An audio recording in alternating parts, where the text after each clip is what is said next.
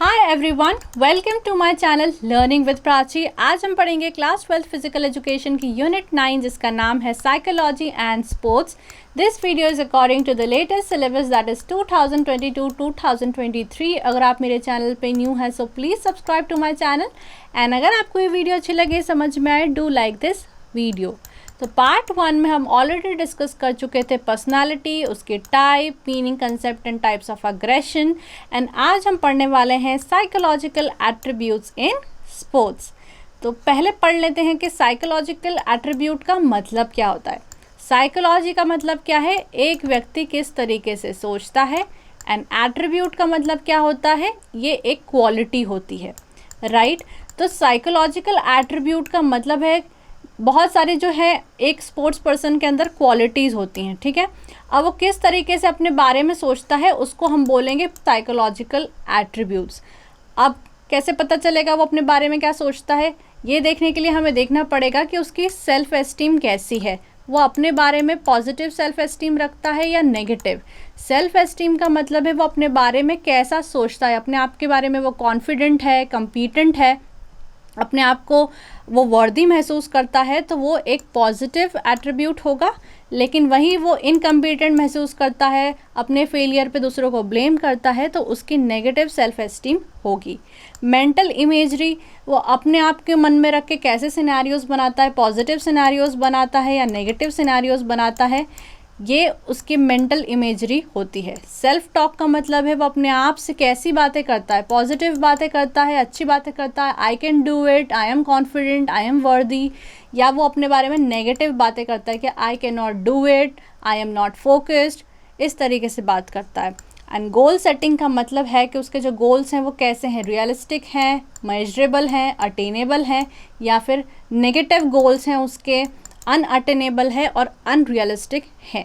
तो psychological attributes में आ जाता है, एट्रीब्यूट का मतलब क्या है, quality that someone has, it is a feature of a person and specifically related to his or her nature.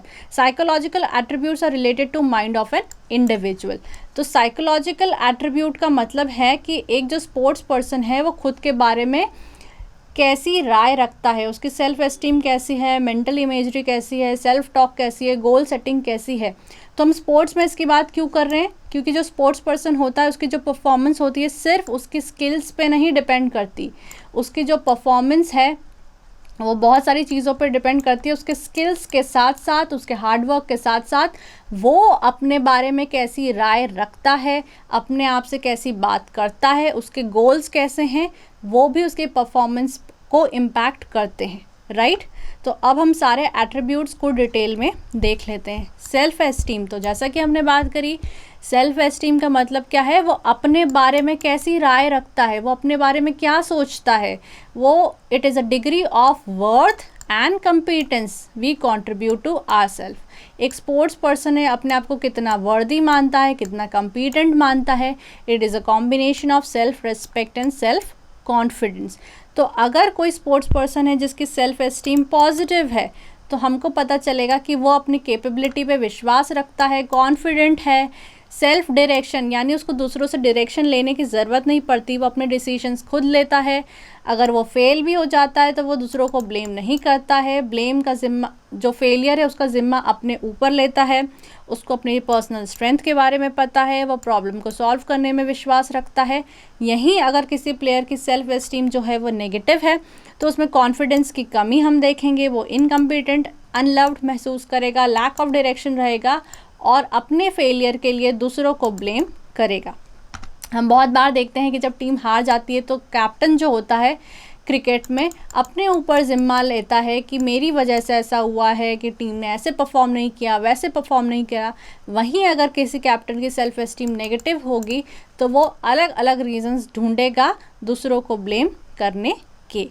अब एथलीट जिनकी जो सेल्फ एस्टीम होती है वो हाई होती है, वो ज़्यादा रिस्क ले पाते हैं, अपने आप को ज़्यादा वैल्यू करते हैं और वो फेलियर को अच्छे से डील कर सकते हैं। जैसे कि T20 की अगर हम बात करें तो लास्ट के 3 ओवर में कौन बॉलिंग करेगा, ये बहुत ट्रिकी होता है और बहुत इम्पॉर्टेंट होता है। तो कैप्टन के ऊपर ये ज़िम्मा होता है कि लास्ट के 3 ओवर कौन बॉल करेगा। अगर वो बॉलिंग अच्छी हुई तो ठीक बात है, नहीं हुई तो कैप्टन को लोग ब्लेम करेंगे। तो जो कैप्टन है जिसकी हाई सेल्फ एस्टीम है वो अच्छे से डिसीजंस लेगा, एंड अगर उसके डिसीजन फेल भी होते हैं तो वो फेलियर का ज़िम्मा अपने ऊपर लेता है। अब किसी प्लेयर की सेल्फ एस्टीम अगर पॉजिटिव होती है तो उनकी फिज़िकल और मेंटल दोनों ही हेल्थ जो होती हैं वो अच्छी होती हैं। वहीं अगर कोई प्लेयर है जिसकी नेगेटिव सेल्फ एस्टीम है तो उसका अग्रेसिव बिहेवियर होगा, उसमें ज़्यादा एंगर होगा, एंड वो क्रिटिसिज्म को ले नहीं पाएगा। ठीक है, he can not take criticism.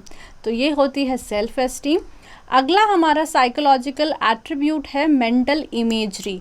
Mental का मतलब है दिमाग में, इमेजरी का मतलब है इमेज बनाना, सिनेरियोज बनाना। अब मेंटल इमेजरी जो होती है एक इम्पॉर्टेंट साइकोलॉजिकल एट्रीब्यूट है जिसमें जो प्लेयर होता है, it involves the athletes imagining themselves in an environment performing a specific activity using their senses and it brings clarity. अब मेंटल इमेजरी इंपॉर्टेंट है क्योंकि प्लेयर जब प्रैक्टिस कर रहा है तो वो एज सच कोई रियल मैच तो नहीं खेल रहा है, राइट। तो वो अपनी पास्ट परफॉर्मेंस जहाँ पे उसने बहुत अच्छा प्ले किया होगा उसको माइंड में इमेजिन कर सकता है, उसको जी सकता है माइंड में कि उस टाइम वो कैसा फील कर रहा था, वो उसने कितने अच्छे से परफॉर्म करा, इससे वो मोटिवेटेड फील कर सकता है, राइट। यहीं अगर मेंटल इमेजरी नेगेटिव हो जाती है तो जो पर्सन है अपनी नेगेटिव इमेज बनाएगा अपने माइंड में कि कैसे वो फेल हुआ था, कैसा उसने महसूस किया। तो बहुत ज़्यादा ज़रूरी है कि मेंटल इमेजरी पॉजिटिव हो। जो प्लेयर है अपने मन में एक पॉजिटिव इमेज बनाए कि कल जो मैं मैच खेलने वाला हूँ वो बहुत अच्छा खेलने वाला हूँ, उसमें मैं बहुत अच्छा परफॉर्म करूँगा क्योंकि मैं हमेशा से ही अच्छा खेलते आया हूँ, मुझे अपनी कैपेबिलिटीज़ पर भरोसा है। तो मेंटल इमेजरी का मतलब है imagining themselves in an environment performing a specific activity using their senses. It is a technique in which the performer imagines themselves being successful in their performance. Through imagery, the athlete can create a good past performance और may make up a positive new experience. वो mental imagery का use करके अपने आप को confident महसूस करवा सकता है कि मैंने पास्ट में कितना अच्छा परफॉर्म किया, या कल मैं जब मैच खेलूँगा तब मैं पिच पे ऐसा करूँगा, मैं उस बॉलर को ऐसे हैंडल करूँगा, मैं प्रेशर को ऐसे हैंडल करूँगा, और वो मन में अपनी एक पॉजिटिव इमेज बनाता है।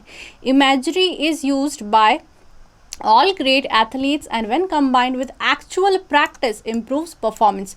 तो सिर्फ सोचने से ही काम नहीं बनेगा, राइट, प्रैक्टिस भी करना है, लेकिन प्रैक्टिस के साथ साथ अगर हम एक पॉजिटिव मेंटल इमेज बनाएंगे तो ये एथलीट के लिए बहुत अच्छा होता है।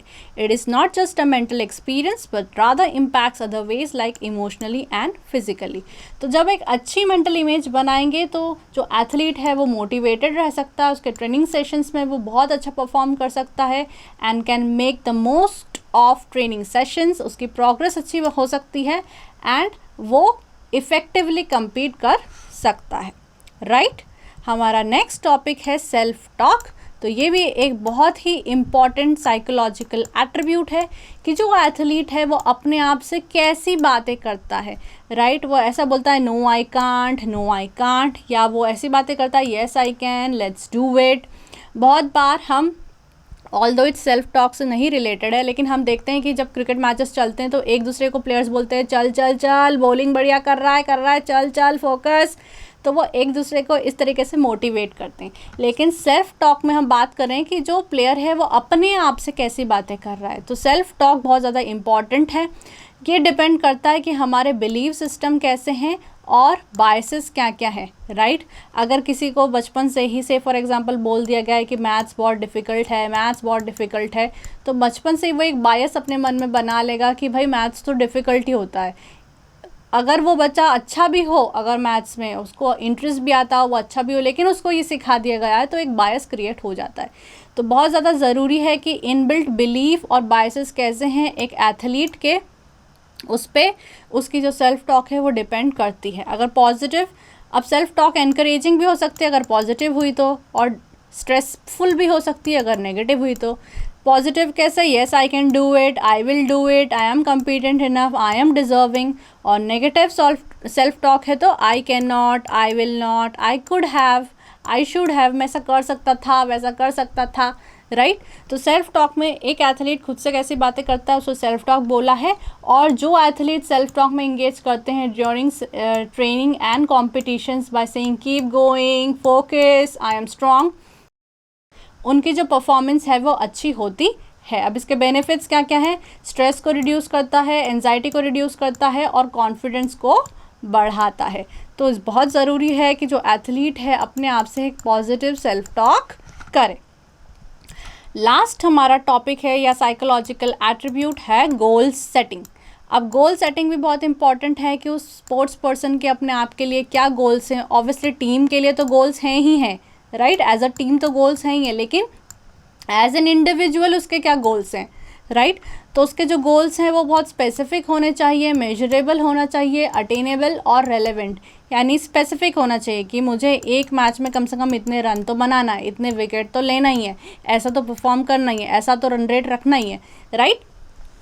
तो अच्छा गोल कौन सा है? जो स्पेसिफिक है कि पर्टिकुलरली करना क्या है, जो मेजरेबल है, जिसको मेजर कर सके, जो अचीव हो सके। ऐसा नहीं कि एक मैच में 1000 रन बनाने हैं और T20 चल रहा हो, तो ऐसा नहीं होता, अनअटेनेबल हो गया ना। तो ऐसे गोल्स बनाने हैं जो अटेनेबल हों और रेलेवेंट हों, right. It means setting the target in advance. और गोल सेटिंग क्या मदद करता है? स्ट्रैटेजीज डेवलप करने में मदद करता है, प्रोग्रेस मॉनिटर करने में मदद करता है, फोकस बढ़ाता है, मोटिवेशन बढ़ाता है और क्लैरिटी देता है कि क्या करना है। तो these were the psychological attributes in sports. Psychological attributes already किसी स्पोर्ट्स पर्सन में हो सकते हैं और नहीं हो सकते हैं तो कोचेस की मदद से हम एक पॉजिटिव साइकोलॉजिकल एट्रीब्यूट एक एथलीट में बना सकते हैं। तो इसी के साथ हमारा जो चैप्टर 9 है वो कंप्लीट हो जाता है। पूरे जो चैप्टर्स हैं लेटेस्ट सिलेबस के वो आपको प्लेलिस्ट में मिल जाएंगे एंड लास्ट चैप्टर जल्दी ही आने वाला है। So do like this video, subscribe to my channel and I will see you in the next video.